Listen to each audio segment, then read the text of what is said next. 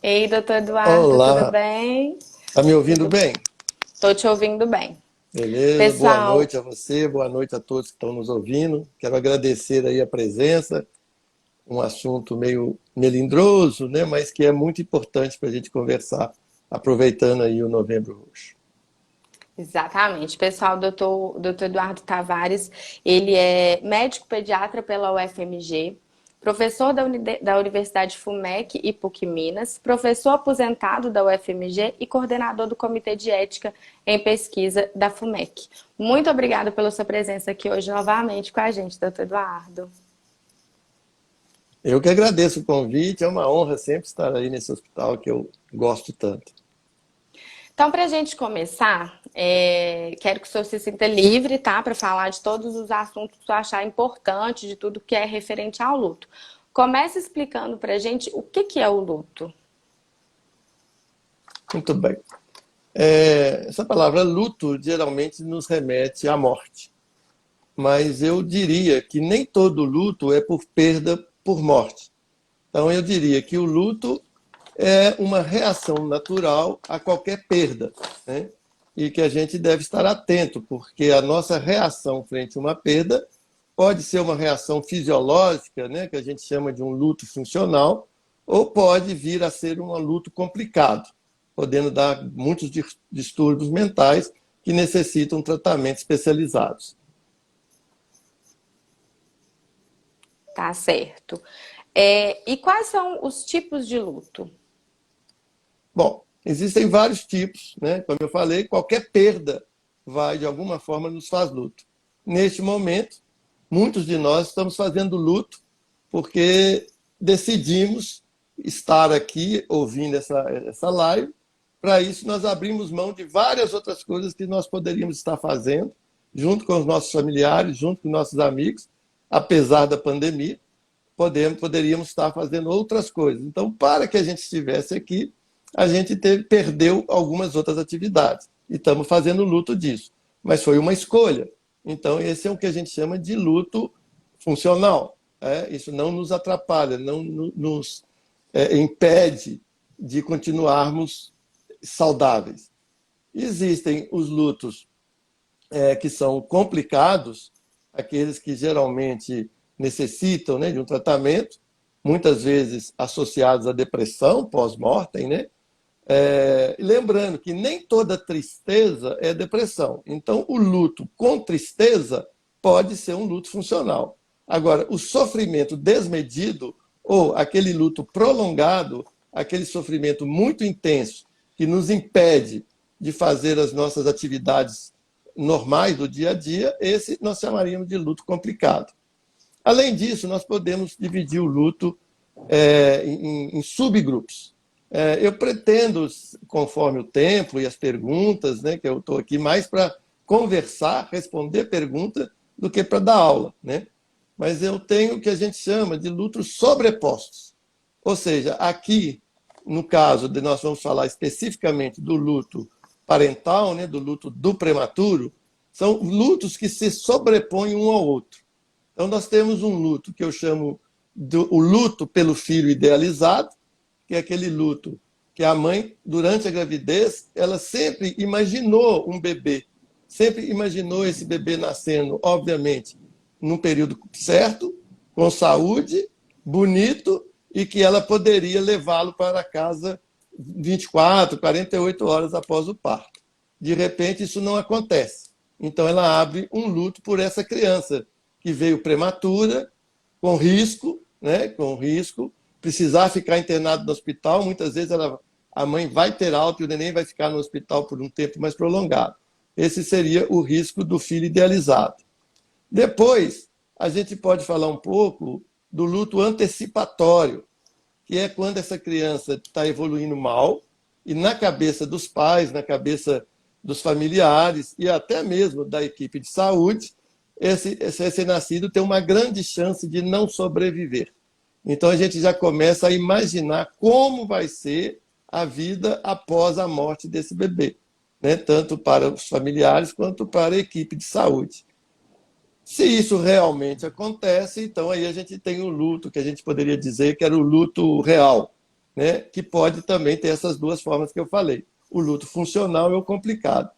E eu gostaria também, se desse tempo, se for de interesse, mas dos ouvintes, falar um pouco de um luto que nós descrevemos, eu e minha esposa Glaucia, nós escrevemos um livro, né, num capítulo que eu denominei de luto paralelo.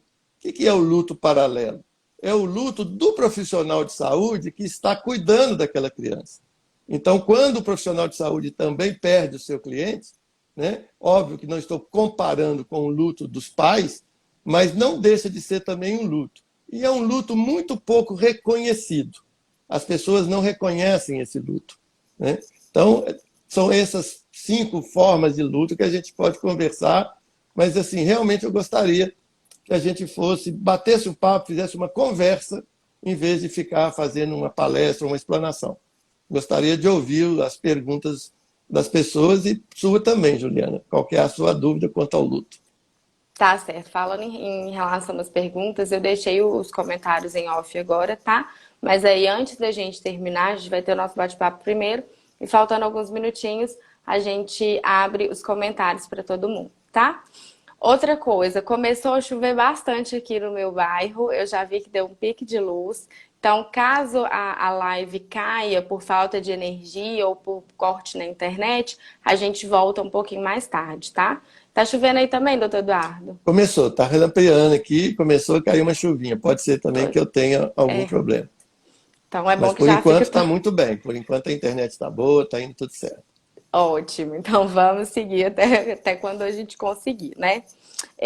Então tá, tem algumas pessoas que falam sobre as fases do luto. Elas existem realmente? Esse tema é muito interessante, uma excelente pergunta, Juliana. Isso é baseado num livro de uma pesquisadora, Elizabeth Küpper-Ross, que ela descreveu no livro dela essas fases: a fase da negação, a fase da raiva, né, a fase da negociação, da barganha, até uma elaboração desse luto. E, na verdade, houve muito má interpretação dessas fases. As pessoas pegaram isso fora do contexto. Quem lê com atenção o livro da Küpler-Ross, e a própria Küpler-Ross já falou também, já declarou, que isso não segue essa linearidade. Isso não é uma fase após a outra, como se fosse uma escada que você vai subindo até conseguir melhorar o luto. Na verdade, o luto é uma espiral. Todas essas fases, né, a revolta, a negação, elas vão e voltam, vão e voltam. Então, não existe realmente essa sequência de fases. As fases existem, mas não nessa sequência sempre. E nem todo mundo precisa passar por todas elas. Algumas pulam determinadas fases sem que isso traga nenhum problema, né? A minha fase de negação, quando eu perdi a minha filha, foi muito curta, muito pequena. De repente, eu caí na real. Olha, não foi erro, não foi um anúncio, não foi um fake news. Então, minha filha morreu. Então, foi coisa de minutos, né? E também a minha fase de negação, depois da minha fase de revolta também não foi muito grande. Aí, a elaboração desse luto é que foi, aí sim, ela vai prolongar. E um outro mito, né, que é muito comum, inclusive, geralmente quem fala das fases da Küpler-Ross fala dessa história do tempo de luto, que o luto dura 1 ano. Isso não é verdade. O luto não acaba, o luto não termina. A gente acostuma com o luto, a gente elabora o luto, mas ele não simplesmente assim, depois de 1 ano, é como se você esquecesse que não, agora já não tem mais luto. Isso não acontece. As datas são importantes, né? A gente fala o primeiro Natal sem o ente querido, né? O primeiro aniversário de morte, e cada aniversário da criança que nasceu e morreu, cada data ela faz a gente reviver um pouco esse luto, mas cada vez com menos intensidade. E a elaboração do luto, na verdade, acontece quando você não esquece do ente querido, quando eu não gosto da palavra superar. As pessoas falam, quando é que você vai superar esse luto? Nunca. Porque para eu superar o luto, eu tenho que esquecer que eu tive uma filha que faleceu. E aí sim, aí está superado. Mas não. Né? Hoje mesmo, coincidentemente, eu estava dando uma aula aqui, uma aula online, e aí nós estávamos falando de uma série de assuntos, e por acaso saiu esse assunto de luto. E quando eu comecei a falar, né, do meu luto, da minha filha, eu me emocionei. E eu me emociono até hoje quando eu falo dela. Quer dizer, o meu luto não acabou. Ele está aqui comigo. Só que chega num momento que esse luto, essa saudade, é uma saudade tão boa, porque a gente lembra dos tempos bons que a gente teve junto. E os tempos ruins do pós-mortem, da procura, até aceitar a fatalidade do acidente, da morte, foram os piores momentos da minha vida. Esses já estão, eles estão assim, não estão esquecidos, mas eles já não são tão importantes quanto as lembranças dos momentos bons que nós tivemos juntos. Como diz a Glaucia, só é ruim porque foi bom. Se não tivesse sido bom, ninguém estava achando ruim. Então, a gente tem que realmente focar nesses momentos bons que a gente viveu juntos. E existe mesmo assim esse período para viver o luto? Algumas pessoas falam 1 ano, outras falam 2. Existe um período certo que você tem que viver o luto? Eu não acredito nisso. Como eu estou te dizendo, o processo de luto é um processo. Ele vai ao longo do tempo. É claro que no primeiro ano ele é mais intenso, a dor é mais forte, certo? Mas não quer dizer que depois de 1 ano tudo fica tranquilo. Não é verdade. Como eu disse, ele vai, tem dia que você está mais, tem dia que você está menos, você vai elaborando ele aos poucos. Mas, com certeza, o tempo é um grande amigo. Com o tempo, essa dor vai amenizando e você vai sentindo menos dor e mais essa saudade boa, que é uma saudade de você saber que o seu ente querido, ele está com você. Não é que ele morreu, que ele acabou. Não, a gente tem que tirar isso da cabeça. Né? O corpo físico acabou, mas o legado, a memória daquela pessoa que você tanto amou, continua com você. Muito mais perto do que se ela tivesse hoje viva. Provavelmente, se minha filha fosse viva hoje, ela estaria casada, morando longe, mas comigo não, ela está o tempo todo aqui dentro de mim. E a gente está junto na memória. Então, esse tempo não quero que acabe. Né? No nosso grupo de apoio, que nós vamos falar depois, é muito comum as pessoas chegarem tão desesperadas, querendo resolver o problema. Não, eu estou muito arrasada com esse luto, eu quero acabar com esse luto. Aí eu sempre tenho uma pegadinha que eu falo, olha, estão descobrindo aí umas pílulazinhas que se a gente tomar essa pílula, a dor do luto, essa tristeza, acaba assim de uma hora para outra. Mas tem um efeito colateral, é que ele te dá uma amnésia. Então você vai esquecer que você teve esse ente querido, você vai esquecer que você teve esse neném. Só que aí você não vai nem lembrar dele, aí você não vai sofrer mais nunca. Você quer essa pílula? Ninguém quer. Ninguém aceita. Porque, na verdade, é isso. A gente tem, por mais que a gente ache que essa dor aguda está muito potente, muito forte, a gente sabe que o tempo ameniza. Que a compartilhar essa dor com outras pessoas também ameniza. Daí a importância dos grupos de apoio. E que hoje eu sinto uma saudade muito, muito agradável da minha filha. Tenho ela aqui comigo o tempo todo. Né? E falo, inclusive, isso, que se não fosse por elas, talvez nós não estivéssemos aqui agora conversando sobre luto. Porque antes dela morrer, luto para mim, como para a maioria das pessoas, era uma coisa distante. Na época, ainda meus pais ainda estão vivos. Então, mas hoje nós sabemos que todos nós já passamos ou vamos passar por algum tipo de luto. E que nós temos é que nos acostumarmos com essa ideia. E lembrar, né, de uma fala do Saramago, que as pessoas só morrem quando a última pessoa que lembra dela também morrer. Enquanto tem alguém que tem aquela pessoa na sua memória, aquela pessoa está viva como um legado. Ela não tem o corpo físico, mas a memória dela continua aqui junto da gente. É exatamente isso, né?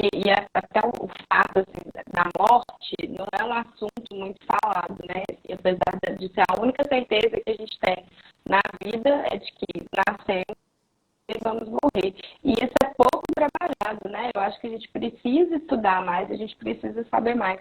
Foi o que o senhor falou da questão da saudade. A gente precisa aprender a conviver com a saudade e a gostar de sentir a saudade. O senhor sente falta da sua filha, sente a saudade da sua filha, mas de uma forma bem positiva, né? Com certeza.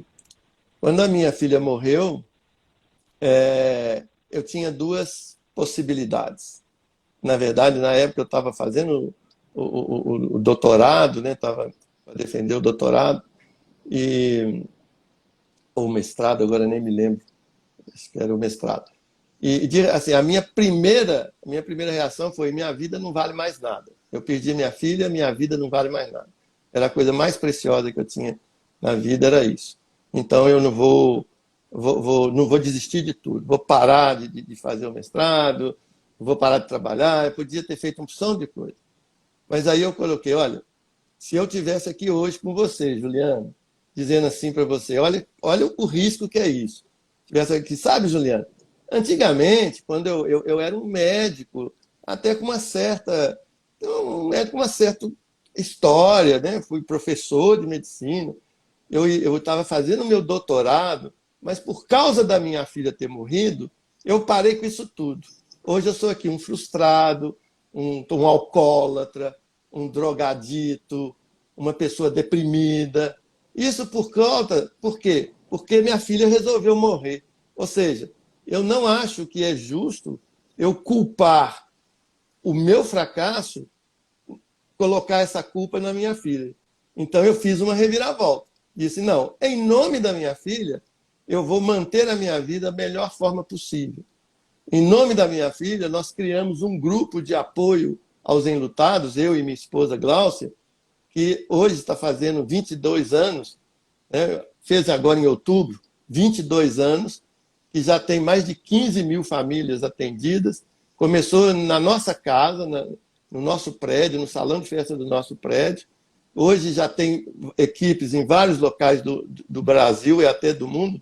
Já temos filiais em Nova York, em Miami, tivemos uma na Alemanha. Né? Então, ou seja, nós fizemos da nossa dor, evitamos da nossa dor nos deprimir, porque dor é energia. Né? A dor é uma energia. Então, nós pegamos essa energia da nossa dor para poder fazer algo de bom, para ajudar outras pessoas. No fundo, com um pontinho de egoísmo. Porque, na verdade, ajudar outras pessoas era para nos ajudar a nós mesmos. Eu tenho um período de convivência com a minha esposa já de 52 anos de namoro, 40 e poucos de casado, e a gente sempre se apoiou um ao outro. Sempre temos uma relação muito legal. Mas na época que a Camille morreu, era difícil, porque a dor de um aumentava a dor do outro. Em vez de compartilhar, a gente multiplicava essa dor. Daí a necessidade da gente encontrar um grupo de pessoas que pudesse também nos ajudar. E como nós não conseguimos achar, na época eu procurei na internet algum grupo do tipo os Alcoólatras Anônimos, né, onde todo mundo tem o mesmo problema e troca ideias, eu não achei. Não existe uma palavra para poder procurar na internet de pais que perderam filhos. Tem viúvo, viúva, órfão, né? Mas pai que perdeu filho é uma dor que não tem nome. Então foi muito difícil. Mesmo assim eu procurei. Grupo de pais que perderam filho. Não achamos absolutamente nada na internet. Hoje já tem vários, mas nós fomos realmente, há exatos 22 anos atrás, pelo menos em Belo Horizonte, com certeza, pioneiros. Aí nós mesmos, já que não tinha um grupo, vamos formar o nosso. E foi assim que nasceu a AP, a Rede de Apoio a Perdas Irreparáveis. Tá, antes da gente chegar nessa parte da rede de apoio, eu queria só voltar um pouquinho até para a gente falar do luto paralelo, né? Aquele luto dos profissionais que o senhor citou aí no início. Só para a gente falar um pouquinho dessa área mais técnica, dessa área mais profissional.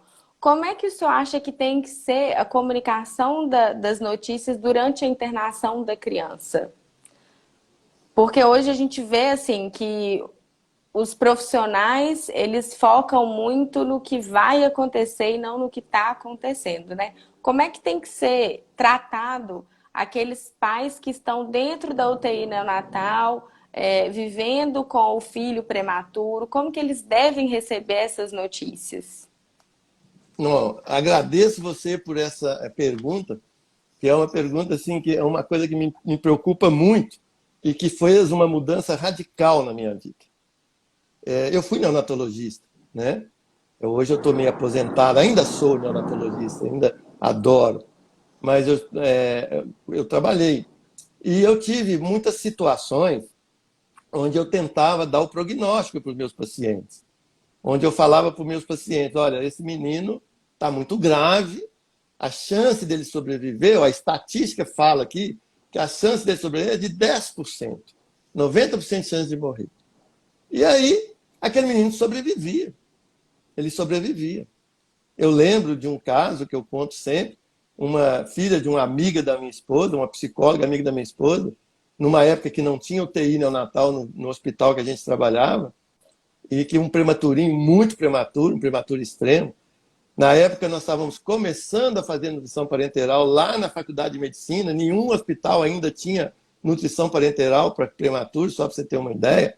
Estou falando de mais de 40 anos atrás, né? Eu estou com 48 anos de formado, então não tinha. E eu falava para essa mãe que eu achava que o que era possível fazer a gente já tinha feito, que é para ela ir se acostumando com a ideia.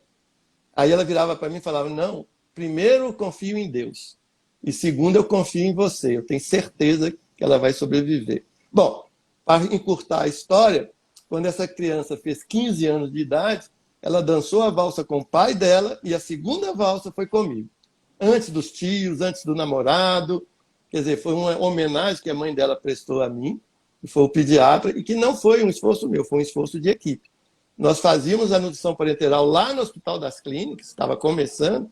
Um residente meu, um aluno meu, pegava essa nutrição parenteral no carro dele, levava lá para o outro hospital, que era longe, para poder fazer. Conclusão, essa criança sobreviveu. E já tive o contrário. Quantas vezes eu virei para uma mãe e disse, olha, seu filho está evoluindo muito bem. Ele já está aí com quase 15, 20 dias de internação, já saiu do oxigênio, já não está mais no respirador, então ele está ótimo. Eu tenho a impressão que no máximo daqui 1, 2 semanas a gente vai dar alta para ele. No dia seguinte eu chegava no hospital e me informava que ele tinha pego uma infecção hospitalar e que estava muito grave. Ou seja, aquilo que eu prometi para a mãe, eu não podia cumprir. Então, aí vem essa história. Primeiro, como comunicar más notícias? Eu não considero que existam más notícias. As notícias têm que ser reais, têm que ser honesta. Então, o jeito de fazer essa comunicação é uma conversa honesta, uma conversa sincera, sem falsas esperanças, mas também sem causar desesperança. Nem tanto ao mar, nem tanto à terra. Qual que era a minha técnica? Eu chegava para a mãe e dizia, olha, seu filho é um guerreiro. Ele está aqui há 5 dias, ou 6 dias, ou 10 dias, ou 3 meses, não importa o tempo, mas ele está aqui há tanto tempo e ele está reagindo muito bem ao que nós estamos fazendo com ele. Ele é um guerreiro, ele quer viver. Então, hoje, ele está nessas condições. Agora, o que vai acontecer amanhã, eu não faço ideia. Amanhã, o futuro, eu não tenho como prever. Eu não tenho bolinha de cristal para saber se amanhã ele vai melhorar ou piorar. Mas até agora, ele está indo muito bem. Então, nós estamos confiantes, mas nós não podemos dar garantias. Então, eu acho que a notícia ela tem que ser realista. E para ela ser realista, que não seja nem muito pessimista, nem muito otimista. Então, ela tem que ser realista. E para ser realista, você não pode falar do futuro. Você tem que falar do que aconteceu no passado, explicar para os pais tudo o que aconteceu durante a internação e como que ele está hoje. Olha, ele ainda está no respirador, ele ainda está dependendo de oxigênio, mas isso pode mudar. Nós vamos fazer o possível para que isso melhore, mas não podemos dar garantia. Então, é ser o mais realista possível, é a forma melhor de dar essas notícias para os pais. Focar no presente, né? Focar no que está acontecendo para Não gerar tanta Focar no presente expectativa, né? com o olho também no que já passou. Porque essas crianças são guerreiras. São guerreiras, né? Por exemplo, é comum você ver e falar, a gente vê muito estatística. Na saúde pública, na saúde coletiva, as estatísticas são muito importantes, né? Então a gente sabe, por exemplo, todo mundo falando aí que o Covid em velho matava todo mundo. Outro dia eu tive uma notícia de uma velhinha de 90 e poucos anos que sobreviveu ao Covid. Ou seja, isso é uma raridade estatisticamente, mas aquela, para a família daquela senhora, a estatística foi para o brejo, porque ela é 100%. Então, a mãe que tem um bebezinho prematuro de 600 gramas, não adianta eu chegar para ela e falar, olha, na literatura, a chance desse menino sobreviver é de tantos por cento. A chance dele sobreviver com uma sequela grave é de tantos por cento. E a chance dele morrer é de tantos por cento. Isso não tem o mínimo interesse para aquela mãe. Porque isso é uma estatística feita na população. Ela quer saber o que vai acontecer com o filho dela. Não importa, se o filho dela sobreviver, ela não está nem aí para os outros que morreram, porque o importa é o dela. Então, não adianta a gente querer mostrar as estatísticas para os pais. Então, a minha postura sempre era essa. Essa frase eu sempre falava.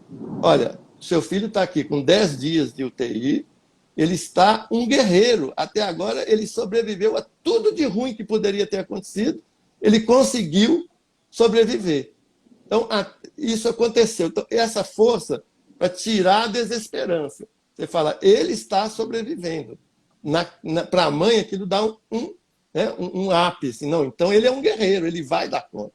Mas aí você não pode prometer. Ele vai ter alta daqui a 2 semanas, porque talvez ele não tenha. Então você diz, ó, até hoje ele foi um guerreiro, sobreviveu a muitas dificuldades, mas está indo, ele está conseguindo, ele está lutando por essa vida. O que nós estamos fazendo é apenas ajudá-lo. Depende dele. É ele que vai decidir se ele vai conseguir ou não. Nós vamos fazer todo o possível, dar toda a ajuda possível para que ele consiga. Mas nós não podemos dar garantias. Então, amanhã eu te dou outra notícia de o que aconteceu de hoje até amanhã. Então, esse era o que eu usava, que eu achava que não trazia, não era nem um otimismo exagerado e falso, né, que traria uma falsa esperança de que tudo ia dar certo e de repente podia não dar, mas também não desesperançava. Olha, 90% das crianças nessas condições morrem, então ele só tem 10% de chance de sobreviver. 10% é muito pouco, a mãe ficava desesperada. Mas se esse fosse um dos 10%, para ela isso representava tudo, representava o sucesso. Então a gente deve ser muito cauteloso na hora de dar essas informações. Com certeza faz todo sentido. E o luto paralelo? O que seria o luto paralelo? O luto paralelo, na verdade, ele surgiu quando nós estávamos escrevendo o nosso livro, né? Quando nós entrevistamos vários profissionais de saúde, em especial um oncohematologista, fizemos queria que ele desse o depoimento dele, mas ele não quis escrever o capítulo. Então, eu fui tipo assim, um ghostwriter, né? Nós fomos lá, fizemos uma entrevista, eu e minha esposa e ele fizemos uma entrevista, e depois eu escrevi o capítulo com as informações que a gente obteve. O que acontece? Eu costumo brincar com meus clientes, eu sou neonatologista e a coisa que eu mais adoro na neonatologia, já fiz muitos partos aí no Vila da Serra, é a sala de parto. O atendimento na sala de parto, para mim, é o suprassumo da neonatologia. É o momento mais emocionante da vida de uma pessoa, de uma mãe, de um pai, de um avô, de uma avó, né? É o mais importante da vida de qualquer pessoa, o primeiro minuto de vida, todo mundo sabe, né? O minuto de ouro é o mais importante do resto da vida. Os primeiros 1000 dias são os mais importantes, né? Que aí vão dar todas as sequelas, todas as alterações futuras podem ser evitadas nesses primeiros 1000 dias e toda a sequela neurológica pode ser evitada no primeiro minuto de vida. Então, era uma coisa que eu adorava fazer. E eu brincava com meus clientes, né? Outro dia mesmo eu encontrei um aluno que eu não reconhecia, obviamente, né? E que falou que eu fiz o parto dele. Eu falei, olha que legal, quer dizer que eu te conheci antes da sua mãe.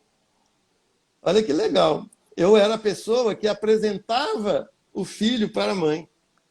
Eu recebia o neném da mão do obstetra e eu conhecia ele antes da mãe vê-lo, antes da mãe conhecê-lo. Então, eu apresentava ele para a mãe. Então, isso é de um poder emocional muito grande. Então, para mim, cada cliente meu, ele tinha um pouquinho de filho, né? Eu me chamava de pai-diatra. Pediatra é um pai-diatra. Então, quando você é principalmente o pediatra que acompanha, e quando é só na sala de parto, mesmo já é uma emoção muito grande. Mas se você é o pediatra do menino, como aconteceu com esse colega, que na verdade não era o pediatra, mas era o oncologista que tratou dele durante um período muito longo, não tem jeito de você não criar um vínculo de afetividade com essas crianças. Eu criava vínculo afetivo com os meus recém-nascidos, cuidava deles com um amor tão grande, que quando dava alguma coisa errada, eu sentia, não quero comparar, luto não se compara, dor não se compara, não existe dorímetro para medir se a minha dor é maior que a do outro. A dor maior que existe é aquela que eu estou sentindo no momento. Mas eu sentia muita dor com a perda de qualquer paciente. Eu entrava em luto quando eu tinha uma perda. E esse luto, então, é que é um pouco reconhecido, porque na ciência diz que o médico ele tem que ser frio, ele não pode criar afetividade com seus clientes, que ele tem que ser só técnico. E eu hoje não acredito nisso. Eu acho que tem que ser muito técnico, mas ele tem também que ter afetividade. Ele também tem que ter uma ligação afetiva com os seus pacientes. E eu tinha demais. Eu acho que às vezes até exagerado. Eu tinha demais. Então, é esse luto do profissional de saúde, que não é o luto do pai ou da mãe, óbvio, não é a mesma coisa. Mas é um luto também real. E que é pouco reconhecido pela sociedade. As pessoas acham que o médico está acostumado, né? Porque para ele aquilo é tão comum de vez em quando, perder um paciente, principalmente, por exemplo, num oncologista. Um oncologista está sempre perdendo paciente. Então, as pessoas acham que é muito comum. Mas é linda a história desse oncologista nesse capítulo, quando ele fala, quando o menininho que faleceu, um pouco antes dele falecer, ele resolveu fazer um inventário dos brinquedos dele, distribuir os brinquedos dele para as pessoas que ele gostava. Eu até me emociono. Ele separou o melhor brinquedo dele, o que ele mais gostava, que ele tinha mais amor, que era um caminhãozinho, e falou: mãe, esse aqui vai para o doutor. Acho que eu posso falar o nome dele. Acho que ele não vai ficar com raiva, não. Não é quebra de sigilo. Está no livro. Né? Então, eu falei: esse caminhãozinho aqui é para o doutor Gilberto. Eu quero que você dê para ele lembrar de mim. Gente, quem é que não fica de luto com uma história dessa? Então, esse luto do profissional de saúde é que eu denominei, ele já até era descrito, muitos autores já descreveram, já falaram, mas ele sempre era descrito como um dos lutos não reconhecidos. Que, aliás, um outro luto não reconhecido é o da perda perinatal. Sabe aquela frase que todo mundo fala? Não, mas não deu nem tempo de criar amor, né? Ele morreu tão pequenininho que nem deu tempo. Gente, isso é cruel. Isso é cruel. Não, todo mundo esquece que, na verdade, antes do neném nascer, ele tem 9 meses de relação íntima com a mãe e com os outros familiares. Eu sempre coloco o pai no meio também, que o pai também é muito importante. Então, é um crime dizer que o luto da mãe que perde o neném, ou da morte fetal, ou da morte neonatal, é menor, é menos intenso do que da mãe que ficou com a criança mais tempo, ou até quando você perde um filho já com 18, 20 anos, como foi o caso da minha. Não existe esse negócio de medir a dor. Então, esse luto, que eu chamo de luto paralelo, é justamente porque ele corre junto com o luto dos familiares, com a mesma intensidade. É a mesma coisa. Então, eu dei o nome, que o luto não reconhecido, tem vários tipos de lutos não reconhecidos, tem vários capítulos de livros já escritos, mas eu nunca tinha visto assim denominação específica para o luto do profissional de saúde. Ele era colocado nessa bacia de luto não reconhecido. E aí, então, nós denominamos, né, e está escrito no livro, como luto paralelo. Qual que é o nome do livro? E a vida continua. Nós temos 2 livros escritos, né, do nosso grupo. Um é Um é o Do Luto à Luta, foi o primeiro que nós escrevemos, uns 4 ou 5 anos após a morte da Camille. Nós escrevemos esse livro. Na verdade, nós somos compiladores, né? Minha esposa e eu escrevemos alguns capítulos, ela mais, e depois várias pessoas, membros do nosso grupo de apoio, escreveram também alguma coisa. Depois de 14 anos, nós resolvemos mostrar que, apesar de tudo que nós passamos, a vida continua. E continua valendo a pena. É uma vida que vale a pena ser vivida, apesar do luto. Aí nós escrevemos E a Vida Continua. Nesse A Vida Continua é que tem esse capítulozinho que a gente fala do luto paralelo. Então já fica aí até a dica para as pessoas que estão nos assistindo, do luto à luta e a vida continua. Até sobre essa questão aí que o senhor falou do luto, que não tem idade, não tem tempo gestacional, que cada perda é sentida. Quando eu estava pesquisando para conversar com você sobre esse assunto, eu vi um slogan que é o Pelo Direito de Sentir. E eu achei muito bacana esse slogan, Pelo Direito de Sentir. Eu acho que ele é muito forte. Mas o que ele quer dizer? Ele fala pra gente que todo mundo tem o direito de sentir esse luto e que às vezes isso pode não ser respeitado. Como que a gente pode interpretar isso? Eu não entendi bem, você falou o direito de... Pelo direito de sentir. Ah, o direito de sentir, lógico. Lógico.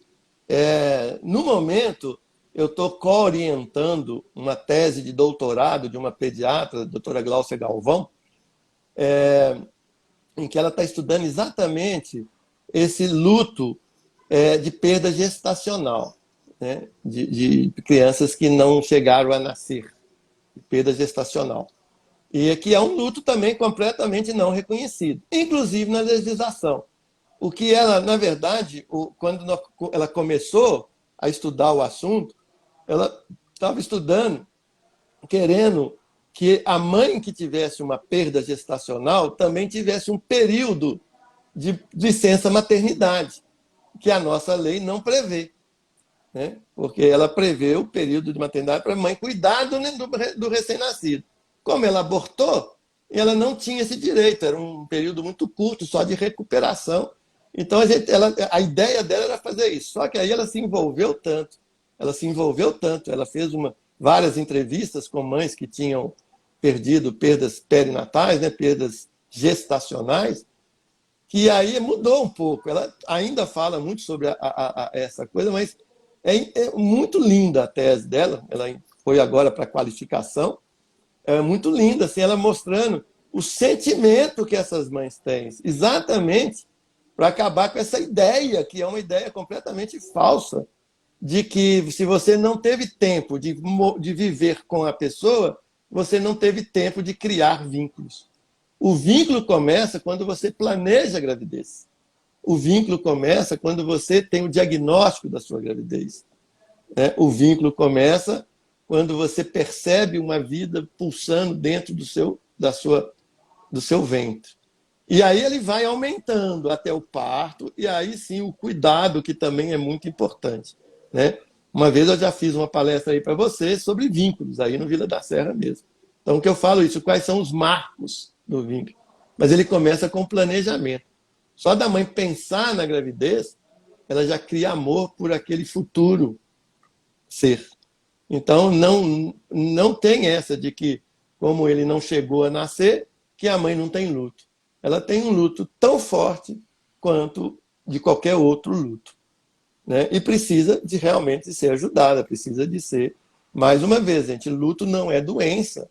Luto é normal, ele é funcional.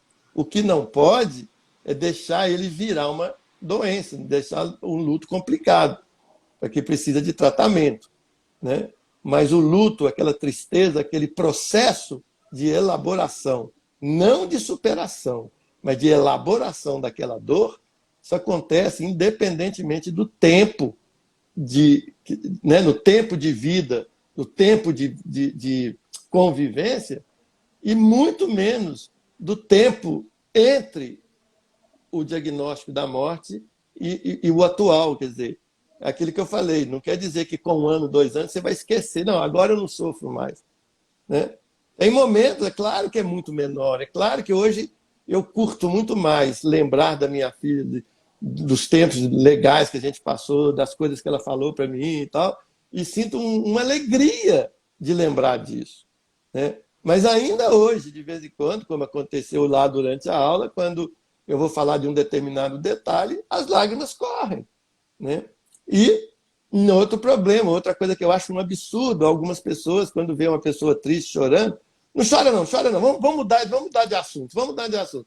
Para de chorar, que chorar não é bom para ela. Gente, chorar faz parte e é muito bom.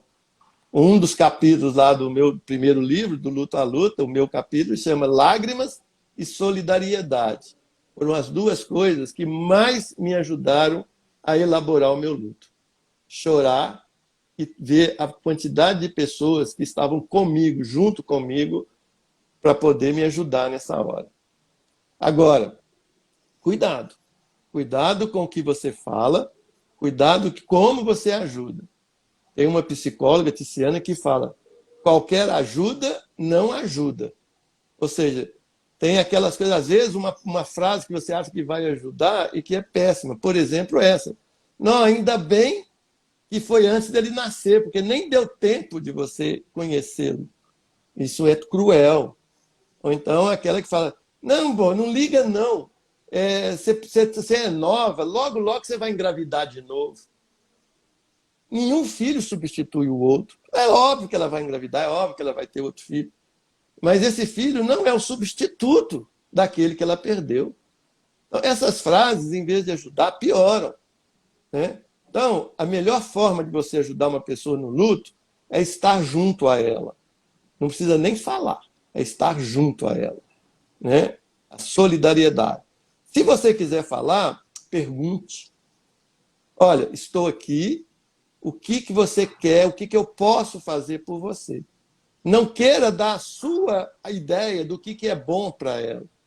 Né? No velório da minha filha, uma grande amiga da minha esposa, nós estávamos na beirada do caixão, ela saiu puxando a minha esposa, saiu puxando pelo velório, até ir lá para aquele quartinho lá de dentro do velório da colina, para poder fazer massagem no pé dela, porque ia ser muito bom para ela.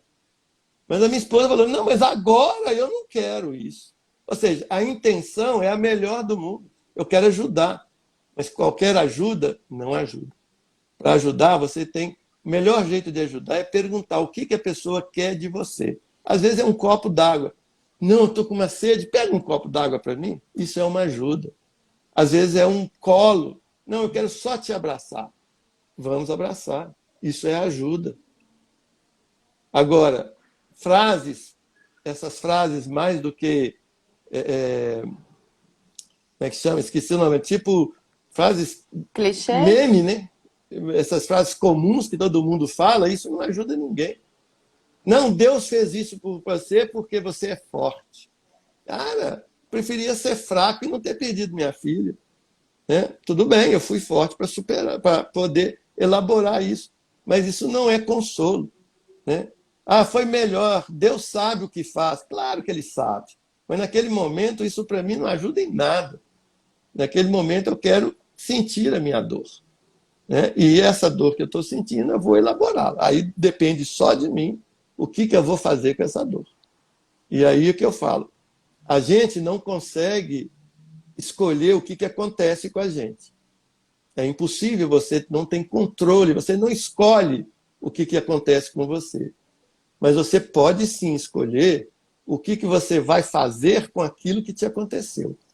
Como você vai reagir àquilo que te aconteceu.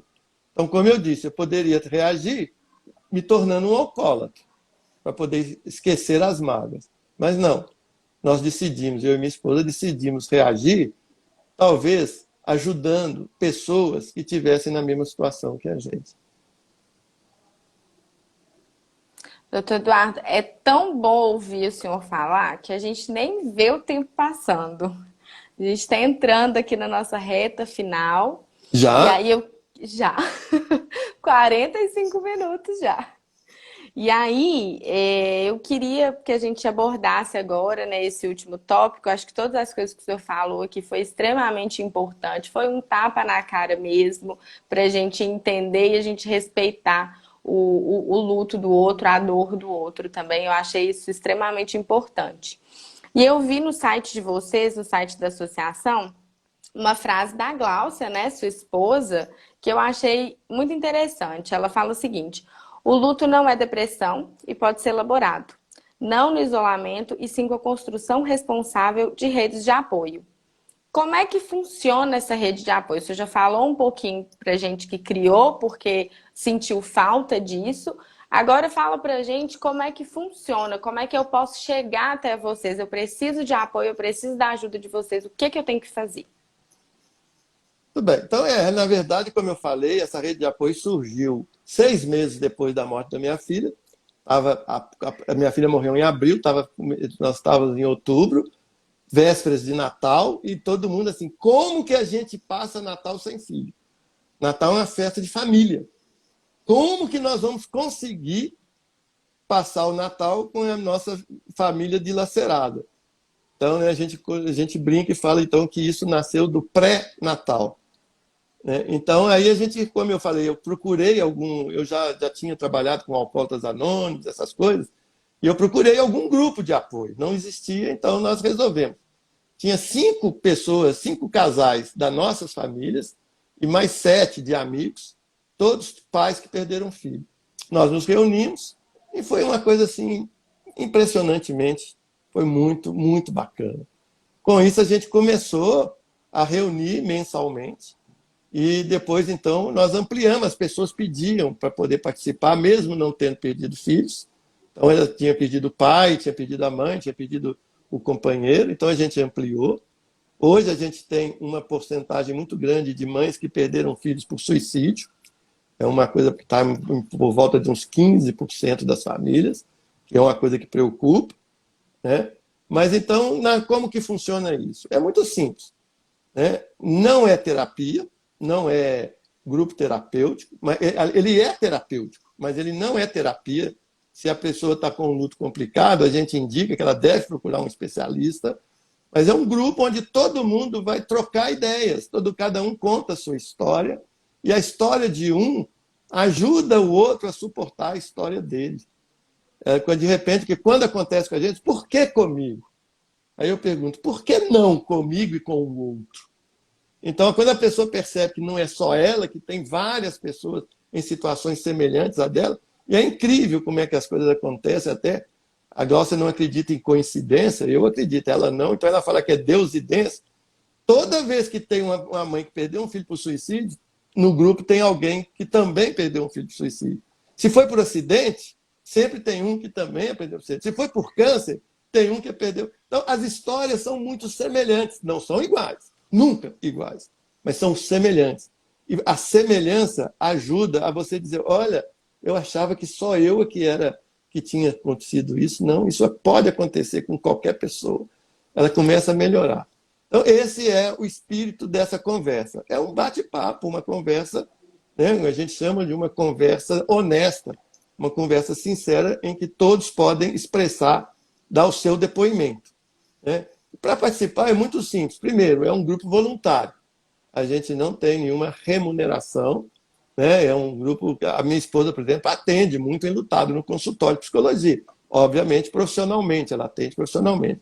Mas na nossa rede, a rede é voluntária. Todos ali estão ali porque querem ajudar. Então, é um serviço voluntário.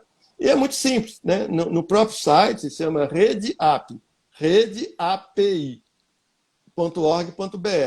Eu já até falei com você pode depois, se você quiser, colocar no chat aí o endereço.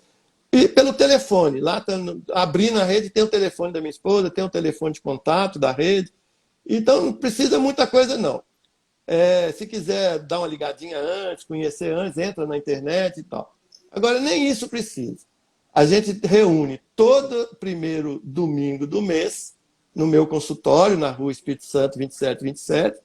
Basta chegar. Quem quiser participar, basta chegar. Então, todo primeiro domingo do mês, às 18 horas, tem um outro grupo aqui em Belo Horizonte, que é na Igreja do Belvedere, que, se não me engano, é na quarta-feira, às 20 horas. Tem várias cidades de Minas Gerais, várias cidades do Brasil. Agora nós estamos com um problema. Nós estamos com a Covid. A gente achou que a gente ia ter que parar as reuniões. Gente, mas é impressionante o poder de adaptação, né?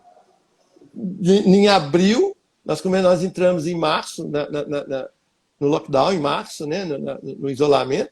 Em abril, nós fizemos a nossa primeira reunião online. E de lá até hoje, todos os meses, nós temos a nossa reunião online. E o mais legal é que essa reunião online está mais legal, porque aí não tem mais o problema físico. Tem gente entrando na reunião tem dois que um mora em Nova York, o outro mora em Miami, e ele entra na reunião. Teve uma vez que uma da Alemanha entrou na reunião. Então, assim, é completamente aberto. Basta entrar no site, ou no Instagram, ou no Facebook, essas coisas. Eu te falei, né, Ju, que essa parte de mídias eu não sou muito bom, não. Mas então, assim, mas tem isso tudo. Tem um que entrando lá, vai ter as datas direitinho e tal. Então, hoje está até mais fácil. Basta pegar o link, entrar e se apresentar. Olha, eu sou a primeira vez que eu estou vindo e eu gostaria de participar da reunião. É muito simples. Mas aí é só pegar, então, essas mídias aí que tá. Tem um site, que eu acho que é importante para conhecer, para a pessoa ver o que é. Mas tem também no Instagram e no Facebook. Então, é a Associação de Perdas Irreparáveis, né? Na verdade, chama Rede API. Rede API. Rede de Apoio a Perdas Irreparáveis. E o interessante é que ela mudou de gênero. Porque quando nós formamos, era um grupo. Né? Era Grupo de Apoio a Perdas Irreparáveis. Então, era OAP. A gente chamava OAP. Aí, só que depois que virou rede, nós tivemos que mudar o gênero. Então, agora a gente fala AAP. Mas, para achar, basta pôr Rede API. Ok. A gente vai deixar isso também disponível para quem tiver dúvida. Vamos aproveitar esses minutinhos finais. Nós recebemos aqui a Ana Clara. Ela pergunta o seguinte: como elaborar o luto em tempos de pandemia em que não podemos nos despedir fisicamente do ente querido?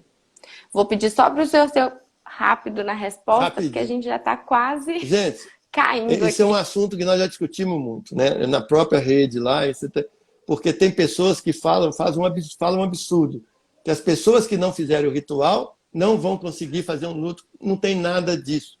A gente adapta, nós adaptamos. Então, existem lutos que são feitos, tem rituais funerários feitos pela internet.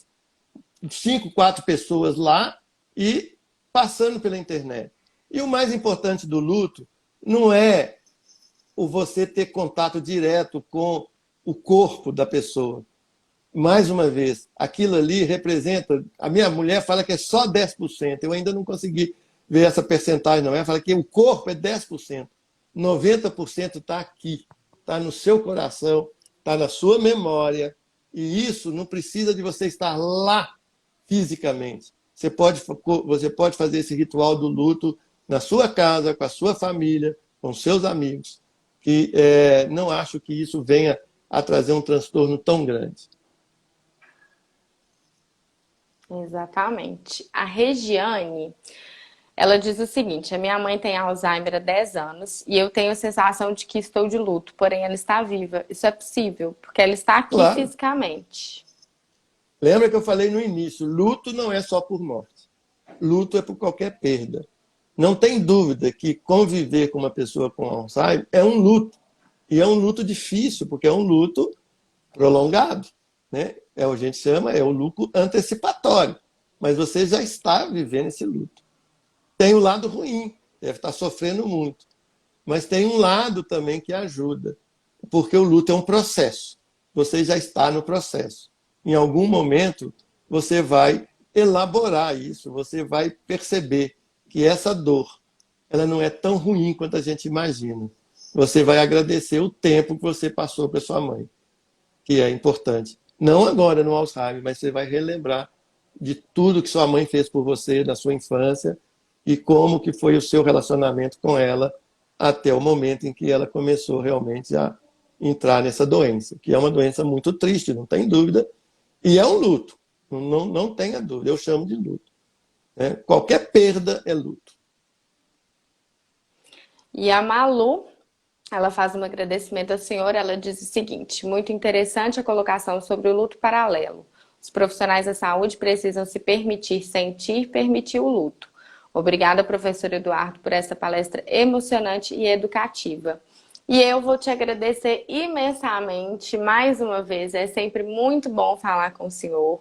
A nossa live tá quase estourando. Daqui a pouco o Instagram já vai fazer a gente cair Vai, aqui, que vai, estamos vai com me cortar, né? 57, estamos com 57 minutos e a gente nem viu o tempo passar. Doutor Eduardo, muito obrigada. E eu espero que a gente tenha a oportunidade de falar sobre esse assunto mais vezes, porque é extremamente importante. Estarei sempre à sua disposição, Juliana. Para mim é uma honra grande estar aqui com vocês, você sabe. E eu queria, então, aproveitar esses minutos para falar mais um pouquinho do prematurinho, né? Então, gente, prematuridade... Um Um minuto. minutinho. A prematuridade não é uma sentença de morte. Nem, né, o prematuro tem grande chance de sobreviver. Mas o nosso esforço deve ser para evitar a prematuridade. Então, a gente tem que estudar muito, fazer muita coisa para tentar levar essa criança o mais próximo ao termo possível. Mas se por acaso acontecer, vamos ter fé, vamos confiar, com realismo. Como eu disse, não é uma coisa que a gente não é todo prematuro que vai sobreviver, mas também não é todo prematuro que vai morrer. Então nós vamos fazer o nosso luto na medida do processo, a cada dia. A cada dia nós vamos agradecer pelo nosso prematurinho estar sobrevivendo. Era esse o recado final que eu gostaria de dar. Muito obrigada, doutor Eduardo. Obrigada por vocês que ficaram conosco até agora. Amanhã a gente tem uma outra live, a gente vai falar com a doutora Cristina Sabatini para ver como que é o dia a dia do ponto de vista médico da UTI neonatal. Vamos explicar como é que funciona o UTI neonatal, que eu acho que é interessante as pessoas saberem sobre isso também. Mais uma vez, doutor Eduardo, muito obrigada e eu espero em breve revê-lo. Ju, eu que agradeço. Você sabe que uma das melhores sensações de uma pessoa humana é saber que ele pode estar sendo útil. E se realmente, do jeito que você está falando, as pessoas estão elogiando, estão se sentindo Muito. agradecidas, quem tem que agradecer sou eu, porque você me deu a oportunidade de ter uma das melhores sensações que um ser humano pode ter, o de ter sido útil. Muito Ai, obrigado. maravilha. Muito obrigada. Obrigada, gente. Boa noite e até amanhã.